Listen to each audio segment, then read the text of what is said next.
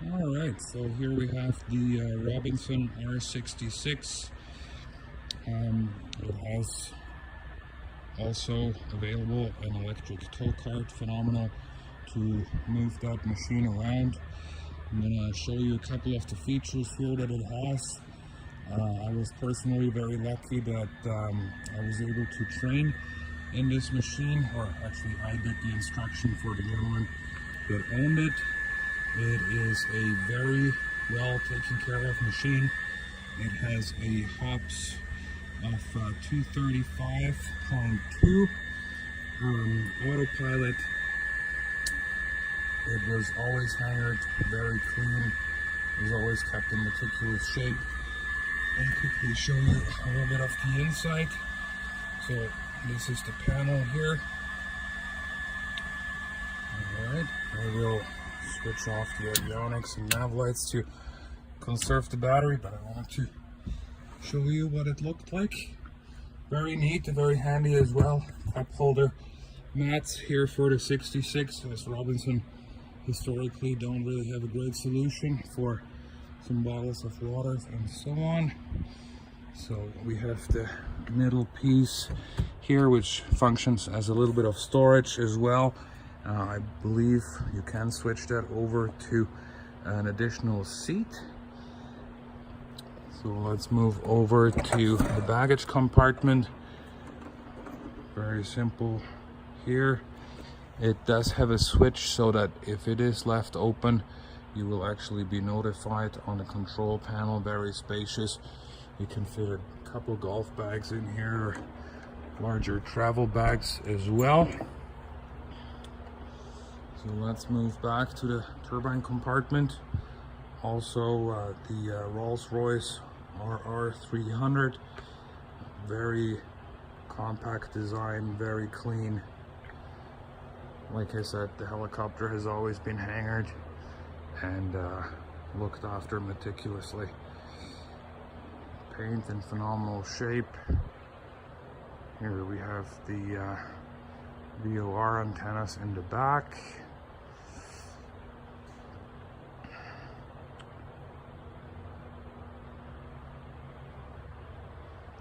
Moving around here to the tail rotor gearbox, tail temps, and the tail rotor blades. Other VOR antenna.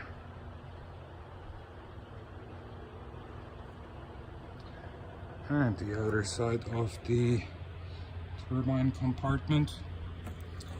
Oil cooler. Okay, let's move to the transmission compartment, the oil side glass, engine oil. You have glass here for fuel testing in the morning, which makes it very intuitive. You also have some illuminated transmission side glass and an illuminated hydraulic side glass on top there. If you need to check your main rotor, you will step on here. Next step is here, and then the fuel compartment is hidden right here. You have a third step here, which will enable you to access the main rotor hub to check the scissors and the boots. As well, something that I find really neat on this 66, it has a dipstick also for your fuel, so you don't have to rely on your electronic gauge. You can also do it manually, and it's nicely stowed behind this panel. Okay, let's close that up. Close that up as well.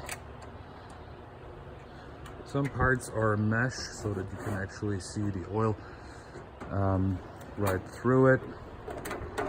Also here, this will help you with keeping the compartments, or actually the turbine, cool as well. All right, let's move over to the other side. So once again, the interior from behind.